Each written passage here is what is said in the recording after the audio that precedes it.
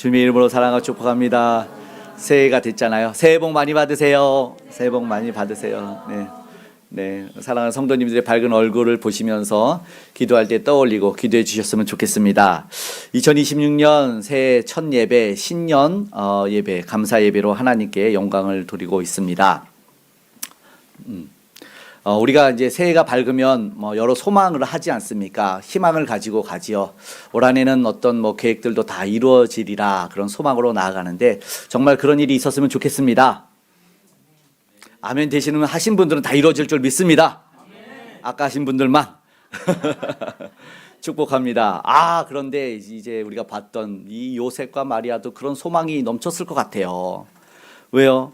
아기 예수가 태어나고 동방에서 박사들이 보배합을 열어 예물을 올려드리는 것을 보면서 이 참 얼마나 큰 기대와 소망이 넘쳤을까요? 이제 작년보다 예전보다 나아질 거다. 우리의 소망과 마찬가지로 이제는 꽃길을 걸을 거다. 그리고 그들이 소망했던 메시아가 오지 않았습니까? 그리스도가 이 땅에 오셨으니 이제 식민 지배가 끝나고 로마도 물리치고 여러 소망과 희망이 있었을 것 같습니다. 그런데 오늘 보니까 참 안타깝게도 그 기쁨이 채 가시기도 전에 동방 박사들이 돌아가자마자 오늘 읽은 본문 마태복음 2장 13절에 무슨 일이 일어납니까? 요셉의 꿈에 나타나서 동방 박사 가자마자 애굽으로 가라는 거예요. 이게 무슨 말입니까? 도피예요, 도피. 그들이 드렸던 황금 모략 유향으로 이제 자녀를 키우는 데 쓴다든가 나귀도 한 마리 세단으로 하나 구입을 하고 좀 이러려고 했더니 도피 자금으로 써야 되는 일이 벌어졌어요. 이게 얼마나 안타깝습니까? 이런 일이 무슨 일일까? 좋은 계획은 다 틀어진 것 같고, 그러니까 오늘 우리가 새해를 시작하지만 기대와 다른 시작, 위기가 올 수 있는 것 같다라는 것입니다. 우리 사실 인생들도 많이 그런 것 같아요.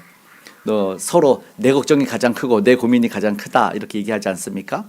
주님을 영접하고 믿음으로 신앙생활을 시작했어요. 나름 우리 장로님이 기도해 주셨던 대로 헌신하고 봉사하고 열심히 하지요.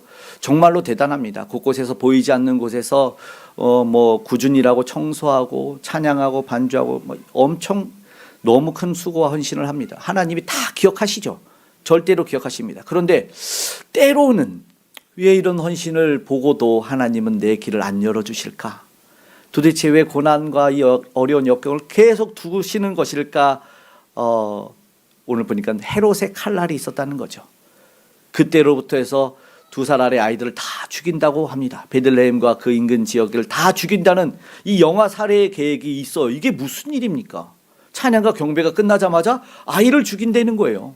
그래서 요셉이 지금 애굽으로 피난하게 된 상황, 새해를 다시 시작하는 이 시점에서 우리 다시 시작이라는 말씀의 제목으로 마태복음 2장을 지금 보고 있는 상황 속에서 우리는 고난 앞에서 어떻게 시작해야 되는지, 또 애굽에 가서는 어떤 시작을, 또 돌아서는 어떤 시작을 해야 되는지를 한번 오늘 살펴보기를 원합니다.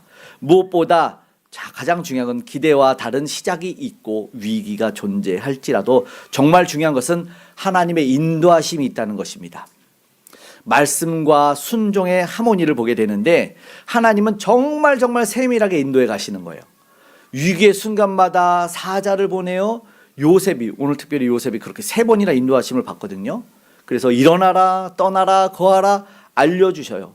이것만 보더라도 하나님이 위기에 그냥 두시지 않구나. 무언가 다시 시작할 때 우리는 굉장히 큰 두려움이 있고, 그렇죠, 설렘도 있지만 사실은 굉장히 떨려요. 어떻게 해야 되나, 초조하고 불안도해요. 그런데 여기 보니까 하나님이 알려주셨고 그 모든 것이 말씀하신 예언의 성취라는 거예요. 우리가 위기가 오면 사실은 삶이 정지를 시켜버리는 사람들이 있어요. 아무것도 손을 못해. 너무나 두렵고 겪어보지 못해가지고. 물론 더 안 좋은 모습은 포기해버리는 것도 문제겠지만 성탄 이후에 평온하고 큰 기쁨이 넘칠 줄 알았거든요. 소망에서 너무나 행복했는데 동방의 박사들도 다녀가고 위기가 바로 와요. 헤롯이 어땠는지 봤죠. 자기가 왕인데 왕이 태어났다는 그 위기의식을 가지고 아이들을 살해 계획을 했다는 거죠. 아이들이 지금은 아직 세력을 떨치지도 못했는데 이게 무슨 말입니까? 그러니까 하나님이 그거에 앞서서 사자를 보내서 애굽으로 피신하게 했다라는 것이죠. 요셉과 마리아 입장에서는 이 생존의 위기잖아요. 죽고 사는 문제 아니겠습니까? 그런 위기가 오고 또 정든 고향도 떠나게 되고 또 낯선 곳에서 살고 이 얼마나 혼란스럽겠습니까? 이런 것에서 하나님의 사자가 그때마다 나타났다는 거예요. 너무나 감사하죠. 애굽으로 떠나야 될 때, 이스라엘로 돌아올 때, 또 고향 또 베들레헴 가기 좀 무서웠더니 갈릴리로 가는 것까지 다 알려주시고 직접적으로 다 인도해 주셔서 지명해서 알려줬어요. 그러니까 두리뭉실하지 않았어요. 얼마나 감사합니까? 그래서 다시 시작할 때 함께하는 하나님을 느꼈다는 겁니다. 오늘 우리 새해를 다시 시작할 때 함께 하신 하나님의 은혜가 넘치시기를 축복합니다. 아멘. 세밀하게 인도해 주실 거예요. 그런데 오늘 말씀을 보니까 하나님의 말씀이 즉각 떨어집니다. 요셉이 밤중에 아기를 데리고 애굽을 떠날 때 사실 두려웠겠지만, 그런데 낯선 이방 땅에 이제 살아야 되잖아요. 그런데도 불구하고 놀라운 것은 하나님이 헤롯의 손길이 미치기 전에 움직였다는 거죠. 피할 길, 갈 길, 어디로 가야 되는 것까지도 다 알려주셨다는 거예요. 그러니까 하나님의 인도하심을 받고 순종하면 되는 거다라는 것이죠. 어느 사람이 이 밤에 추운, 오늘같이 요즘 날씨가 추운데 건강 잘 유의하셨으면 좋겠어요. 근데 어떤 사람은 이런데 산을 좋아하니까 산을 탄 거예요. 산을 탔는데 밤늦게까지 산에 가다가 길을 잊어가지고 이 비탈길에서 이게 낭떠러지에서 떨어져 버렸어요. 근데 다행히 배낭을 메고 탁 떨어져가지고 나뭇가지에 배낭이 걸린 거예요. 근데 깜깜하고 도저히 어떻게 할지 모르니까 이제 어렸을 때 교회 다녔던 기억이 있어가지고 막 하나님을 찾았죠. 살려달라고 막. 그래서 나뭇가지 대롱대롱 배낭에 매달려가지고 그랬더니 음성이 들린 거죠. 배낭을 벗고 뛰어. 하나님이 잔인하다. 어떻게 그럴 수 있느냐. 그렇게 못 버티고 있다가 말씀이 들렸는데도 버티고 있다가 다음날 동상 얼어서 죽은 거예요. 그래서 이 사람의 시신을 꺼냈더니, 아니 꺼내진 않지, 시신을 살펴봤더니 이게 나뭇가지에 얼어서 죽었는데 글쎄 그 바로 밑에 50cm가 그냥 맹바닥이었다. 땅바닥 평평한 땅이었다는 거죠. 못 뛰어내렸다는 거죠. 고난의 위기가 있지만 떨어지지만 사실은 하나님이 평평한 땅을 예비하고 계셨다는 것을 우리도 기억했으면 좋겠습니다. 하나님은 그렇게 인도하시는 분입니다. 위험에 위축되지 말아라. 내가 뭐래요? 너와 함께함이니라. 늘 이렇게 말씀했어요. 낯선 땅에 들어갈 때 여호수아에게도 얘기했고, 어떤 새로운 미션 사명을 주실 때도 내가 너와 함께한다. 그리고 예수님 뭐라 했습니까? 세상 끝날까지. 마태복음 우리 미션 아까 읽었지만 내가 읽다가 한번 살짝 지었더니 다시 입을 쭉 다무셨지만, 마태복음 28장의 사명에도 내가 세상 끝날까지 너희와 항상 함께 있으리라 약속의 말씀을 주시고 사명을 주셨습니다. 하나님이 홀로 너희들 던져놓고 하나 못하나 이런 분이 아닙니다. 늘 함께 하신다는 것을 기억했으면 좋겠습니다. 아멘. 그래서 오늘 우리가 하나님의 구체적인 말씀을 따라서 인도하심을 경험했으면 좋겠고, 또 이 즉각적인 말씀 더불어 즉각적인 순종이 있었는데, 오늘 우리에게 순종을 강요하시는 것인가? 한번 보게 되는데, 사실 이게 요즘 인기 있는 프로그램이 음식 프로그램이잖아요. 근데 이제 그게 높은 점수를 받으려면 좀 킥이 있고 무슨 텍스처가 있어야 된다는, 예전에는 듣지 못한 그런 말들 하더라고요. 근데 오늘 보니까 말씀도 이렇게 본문을 보니까 좀 킥이 있다 이런 느낌이 들어요. 무슨 말씀이냐면 반복되는 말씀을 통해서 뭔가 하고 싶은 이야기가 있었던 것 같다. 14절과 21절이 비슷해요. 한번 읽어볼까요? 읽어보겠습니다. 요셉이 일어나서 밤에 아기와 그의 어머니를 데리고 애굽으로 떠나가, 요셉이 일어나 아기와 그의 어머니를 데리고 이스라엘 땅으로 들어가니라. 요셉이 일어나서 다른 성경 그냥 똑같습니다. 일어나서 바로 그냥 움직이는 거예요. 뭐 다른 설명은 없어요. 그렇죠. 근데 일어나서가 우리가 아는 쿰이라는 히브리어 아람어를 쓰거든요. 달리다 쿰 할 때 일어나서, 알죠? 그러니까는 진짜 일어나는 행동을 보여줬다라는 순종의 모습을 보여줘서 일어난다라는 거죠. 우리 룻기에도 모압 땅으로 가서 다 잃었지만 이 나오미가 다시 회복의 땅으로 베들레헴으로 돌아올 때 그 나오미가 일어나서라는 동일한 표현이 있거든요. 그러니까 일어나야 기적이 일어난다. 말씀을 듣고 순종해야 기적이 일어난다라는 것을 보여주고 있다라는 거죠. 쿰. 그래서 가족이 위기를 벗어날 수 있었던 것이 바로 이 요셉의 순종이다라는 것이죠. 가족을 살려냈던 이 멋진 순종의 모습. 이 요셉을 보니까 되게 요셉이 3번 이렇게 나오죠. 꿈도 보고 순종하는 모습도 바로바로 보이는데, 과연 이 요셉, 천사들의 말에 하나님 말씀에 순종했던 요셉은 나이가 한 어느 정도 될 것 같아요? 나이가 지그시 우리 장로님 정도 될 것 같으세요? 그러면 안 되겠지. 20대 30대 20대 30대 그렇군요. 일부 예배 드렸던 분이 10대 후반. 모든 주석가들은 요셉이 10대 후반. 좀 생각이 달라지죠. 10대 후반에 그 약혼녀를 생각하고 아이를 데리고 이렇게 순종할 수 있는 모습을 보였다는 거 정말 놀라운 일이라는 거죠. 지금 뭐 우리가 그냥 어느 정도 연륜이 차거나 신앙의 경험이 많거나 아니면 신앙생활을 오래 한 사람만이 이런 순종을 할 수 있을 거라고 생각을 하면 안 된다는 뜻입니다. 우리의 생각에. 그 당시에는 그렇게 원래 다 일찍 결혼했어요. 예전에 사실은 그 MBC였나 이순재랑 최민수 뭐 나왔던 대발이 나왔던 오래전 뭐 MBC 드라마 같은 게 있었는데 대발이가 결혼하고 싶은 여자를 데려오겠다고 나이가 몇이니까 29이라 그랬더니 이순재 그 배우가 할머니를 데리고 오냐고 그런 말 했어요. 근데 지금은 그런 말 하면 안 되겠죠. 지금이야 뭐 다 30대가 기본인데 다 다르잖아요. 그러니까 2000년 전에는 10대 아니면 그 전에 다 약혼을 하고 10대 후반에 정말로 함께 살고 자녀를 두는. 그랬더니 요셉을 보니까 이 어린 나이에도 우리가 생각하기에 신앙을 경륜을 쌓고 뭐 집사를 거치고 권사를 거치고 장로를 거치고 이래서 뭔가를 순종을 하는 나이 경륜이 많은 사람만 하는 게 아니었다라는 거죠. 오늘 우리가 좀 숙연해져야 된다는 거죠. 아니구나. 신앙과 순종은 나이랑 비례하지 않구나라는 것이죠. 그걸 보죠. 그러니까는 어떻게 이렇게 진짜 조용하지만 강력한 요셉. 오늘 본문에 그것을 또 보여주지 않습니까? 일부러 강조하고 강조하면서 보여주고 있는 것이죠. 어떻게 보면 친아들도 아니에요. 그리고 자기도 이것을 순종해야 돼, 어떻게 받아들여야 될지도 몰랐던 사람인데 이것을 했다는 거죠. 이 아내를 보호하기 위해서 조용히 끊고자 했던 그런 마음이 있었다는 것이죠. 결국 말씀에 순종한다는 것이 이런 모습이다. 그러니까 사실 오늘 우리도 무언가를 할 때 핑계보다는 순종을 해봤냐의 문제로 한번 나아갔으면 좋겠습니다.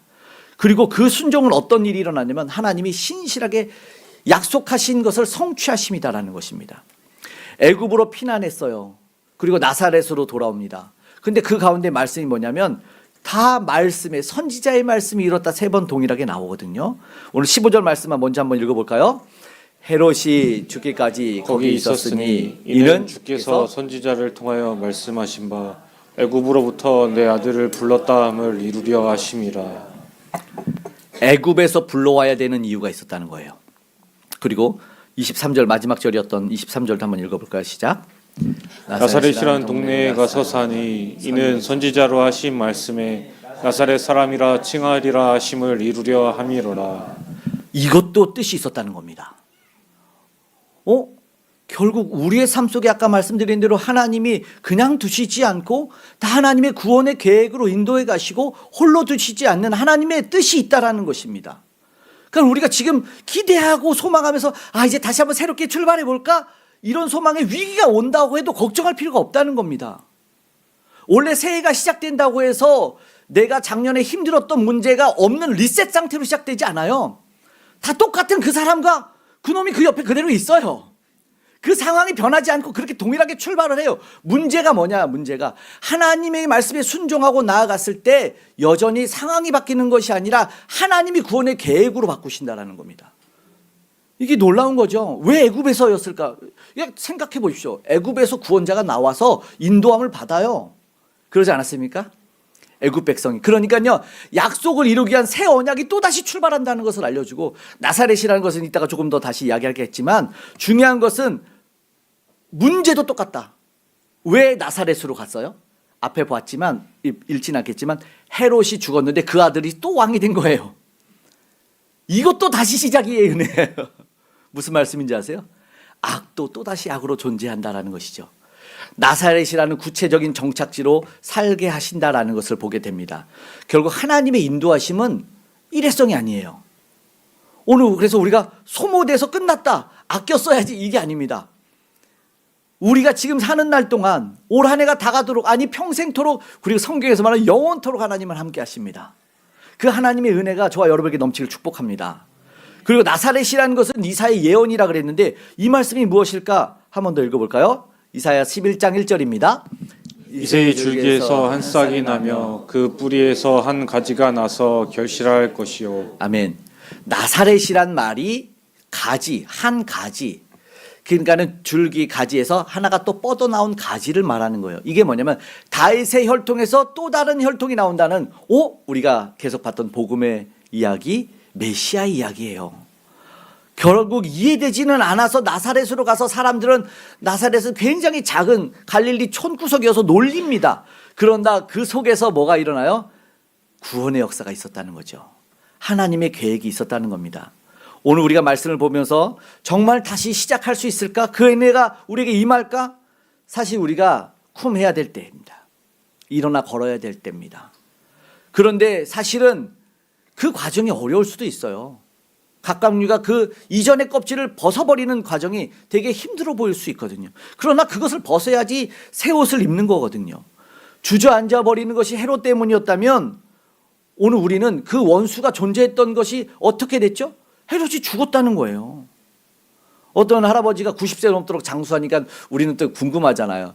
주변에 뭘 잡숫나, 어떻게 사나, 어떻게 생활하시나 궁금해요. 그래서 장수한 할아버지한테 가서 물어본 거예요.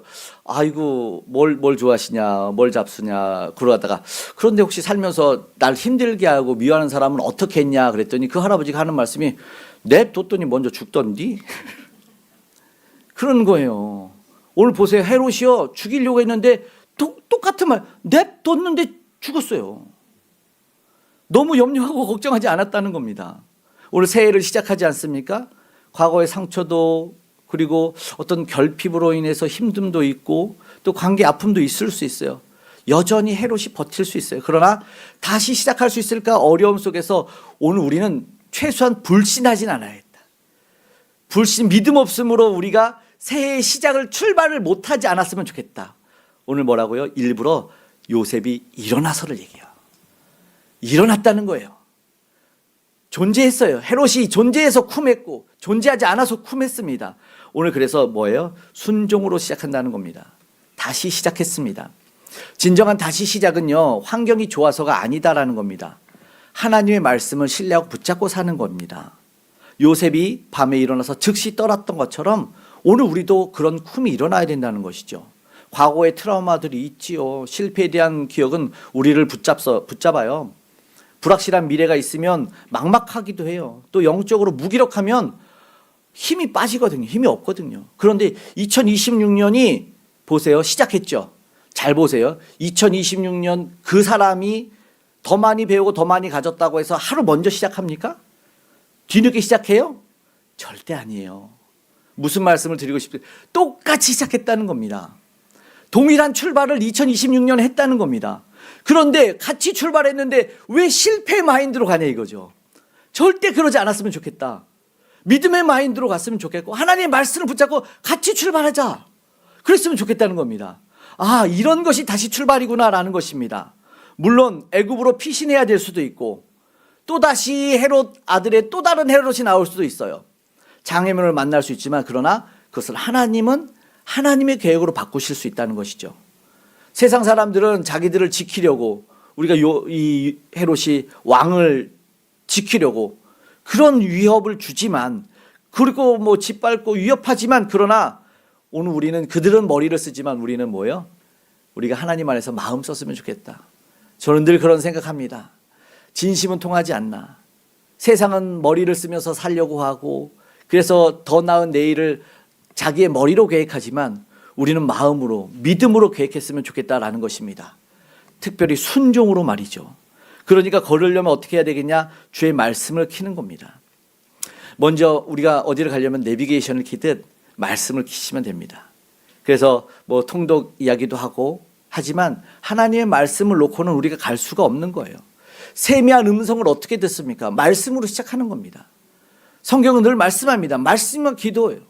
말씀과 기도 외에는 우리를 괴롭히는 원수마귀가 떠나가지도 않아요. 최소한의 말씀을 들었고 즉각이라는 순종 또한 일어났으면 좋겠습니다. 뭔가 완성돼서 가는 게 아닙니다. 오늘 우리가 작은 출발에서 결단할 수 있었으면 좋겠습니다. 그리고 말씀드린 나사렛의 은혜를 기다렸으면 좋겠어요. 사실은 나사렛은요 정말 촌구석이에요. 촌구석. 보잘것이 없어요. 그래서 예수님을 놀릴 때 나사렛에서 뭐가 선한 것이 있냐고 그렇게 예수님을 놀립니다. 나사렛 예수, 나사렛 예수. 그런데 다시 우리가 알지만 이후에는 나사렛 예수가 위대한 이름이 됩니다. 평범한 일상 속이 위대한 이름이 될 수 있어요. 이게 그리스도인이란 똑같은 말입니다. 안디옥에서 사실은 사람들은 그리스도인, 예수밖에 모르는 예수쟁이. 그런데 예수쟁이 그리스도인들이 얼마나 영화로운 이름인지 모르거든요. 예수님의 나사렛 예수의 이름으로 일어나 걸어라 할 때 걷죠. 놀라운 이름의 능력이 나타나거든요. 오늘도 분명하게 선지자가 말씀한 바를 이루어냈다는 것이 나사렛의 뜻이었다라는 것이죠. 사람들은, 인간들은 잔인한 꼼수를 쓰지만 하나님은 거대한 구원의 계획을 거기다 넣어놓으신 겁니다. 오늘 저와 여러분을 구원하시기 위해서, 가장 좋은 곳으로 인도해내시기 위해서, 악은 드러날지 몰라도 하나님의 선은 거기에 지지 않는다라는 것입니다. 때로는 물론 희생도 있을 수 있고, 하나님 그럼 모르실까요? 다 아신다는 거죠. 중요한 것은 그 마지막의 끝에 우리 승리의 면류관을 예비하신 분이다라는 것을 기억했으면 좋겠습니다. 힘들고 고날 때, 저도 군대에서 이 막 행군하다가 딱 들어오면 정말 지치고 막 발 아프고 막 이렇게 하다가 그 부대 앞에서 빵빠레가 울리면 아무렇지도 않게 진짜 언제 힘들었냐 다 사라지는 것을 경험해 봤어요. 아마 천국이 그 작은 이 땅에서 보여준 것이 아닐까. 천국은 더 좋은 곳이지 않을까. 우리의 모든 눈물을 씻겨주고 아픔과 슬픔과 눈물은 주림도 기갈도 해함도 없는 그곳이라고 성경은 말하고 있어요. 그곳에서 예비하신 은혜의 면류관이 저와 여러분을 기다릴 수 있습니다. 아멘. 다시 시작하는데, 그런데 다시 시작하지 않아야 될 게 있는데 바로 죄예요. 세상에는 계속 죄가 반복돼요. 보셨죠? 헤롯이 죽었는데 또 헤롯이 나와요. 그렇죠? 이 헤롯이 나중에 세례요한도 죽여요. 근데 또 다른 헤롯이 우리 봤던 사도행전 12장에 또 나와요. 영광 취해서 벌레에서 먹혀요. 또 죽은 줄 알죠? 사도행전 갈 때 26장에 또 헤롯 또 나와요. 대대에 물리는 악이 존재해요. 악은 악대로 시작한다고. 그렇다고 우리가 멈춰요? 절대 멈추지 않아요. 그런데 오늘 우리는 그 악을 대물림하지 않아야 된다라는 겁니다. 프랑스 요리 중에 오르톨랑이라고 있어요. 다들 하나씩 드셔보셨죠? 안 드셔본 줄 알고 하는데, 오르톨랑이라는 요리가 그 거의 간 요리 푸아그라랑 비슷해요. 푸아그라가 이 간을 크게 만들기 위해서 거의를 강제로 막 폭식시키고 아프게 해가지고 막 힘들게 하면 간이 붓잖아요. 너 간이 부었냐? 이런 말 하잖아요. 그러니까 거의 간을 굉장히 10배 정도 불리게 한 다음에 그걸 요리해서 먹는데, 이 오르틀랑도 비슷한 요리인데 맵새를 잡아다 3, 4주 정도 강제로 먹여가지고 불리고 그 잔인하게 그 정말 이 인권이지만 이건 새권이라고 해야 되나? 이 새를 괴롭혀가지고 너무 잔인한데 너무 맛있다는 거예요. 너무 맛있는데 너무 잔인하니까 이건 신한테 혼날 것 같다. 이 죄스러워서 천을 뒤집어 쓰고, 나 모르라고 안 보라고 천을 뒤집어 쓰고 이 오르톨랑을 막 먹는데요. 지금 프랑스에서 금지된 요리인데 이거를 먹는다고 죄가 하나님이 못 보겠습니까? 근데 너무 맛있다는 거예요. 여기서 제가 좀 충격을 받은 게 뭔지 아세요? 정말 맛있나? 무슨 맛일까? 여러분 혹시 그런 생각 들어봤어요? 푸아그라는 무슨 맛이지? 애저 요리는 무슨 맛이지? 오르톨랑은 무슨 맛이지? 만약에 그런 생각이 들었다면, 그런 마음이 시작이 된다면 죄가 다시 시작하는 문제가 있는 것이 아닌가 생각해 보게 됐다는 거예요. 하나님이 에덴에서 먹지 마 그랬거든요. 그랬더니 그걸 보니까 먹음직도 하고 보암직도 하고 지혜롭게 할 만큼 탐스럽기도 한, 그래서 선하게 알게 하는 나무의 실과를 따먹어 버린 거예요. 죄는 다시 시작하지 않았으면 좋겠어요. 사실 불순종이거든요. 먹지 마라 하지 않는 거는 먹지 않아야 되잖아요. 올 한해 뭐가 시작되지 않아야 될까요? 하나님이 싫어하는 것은 시작되지 않았으면 좋겠어요. 하나님은 사랑하라 그래. 너 미워하라 돼 있어요? 너 욕심 부려라? 너 때려라? 아니거든요. 근데 자꾸 우리는 왜 그 하나님이 싫어하지 않는 것들을 다시 시작하고 그 죄를 다시 시작하는가 모르겠다는 거죠. 그것들을 버릴 수 있기를, 그걸 기도했으면 좋겠습니다. 그래서 오늘 나사렛의 역설, 우리 나사렛 약속의 땅이죠. 사실은 하나님이 그곳을 가라고 하셨으니까. 그러나 우리가 그곳에 가기 전에는 내가 먼저 포기하지 않았으면 좋겠습니다. 우리 인생 되신 주님이 절대 포기하지 않아요. 헤롯의 칼날이 있었다고, 광야의 길이 막혔다고 해서 우리에게 그만둬 멈춰 돌아가라고 안 했다는 거죠. 여러분, 애굽은 도망치는 곳이 아니었다는 것이요, 잠시 머물렀던 곳이고 거기서 구원의 출발이 보여졌다는 거예요. 구약이랑 똑같은 거였어요. 예수님을 통해서 메시아와 새 언약이 출발하는 것을 애굽에서부터 동일하게 시작했던 거예요. 놀랍죠? 과거에 구원했던 것처럼 동일한 약속을 하나님은 이어갈 거다. 그리고 아까 보았던 이사야 11장 1절의 말씀은 그 나사렛이란 뜻이 새싹이란 뜻이고 가지 뿌리란 뜻이에요. 소망이죠. 그리고 예수님의 새싹이, 그러니까 예수님이 다윗 가문의 새싹으로 나신다는 거예요. 저들은 놀렸지만 하나님은 새 희망으로, 소망으로, 약속의 땅으로 인도했다라는 것입니다. 오늘 우리가 이제 새해 다시 시작하기 위해서 말씀을 정리하고 이제 기도하고 이 성찬 예식으로 나가기를 원합니다. 오늘 새해 첫 주일입니다. 혹 힘들고 어두웠던 과거가 아직도 붙잡혀 있는 2025년이 있다면 요셉처럼 말씀 붙잡고 쿵 일어났으면 좋겠습니다. 뒤돌아보지 말고 나를 사랑하시는 주님 앞에 나아가고 주님 나 다시 시작하고 싶습니다 라고 말씀드렸으면 좋겠습니다. 오늘 이 시간 그러기 위해서 우리를 정결하게 씻겨줄 주님의 살과 피를 받았으면 좋겠습니다. 새 생명으로 시작될 줄 믿습니다. 이 시간 성찬 예식으로 나아갈 때 우리가 먹는 이 떡과 이 잔이 우리를 다시 시작하게 하는 하늘의 양식이 될 줄로 믿습니다.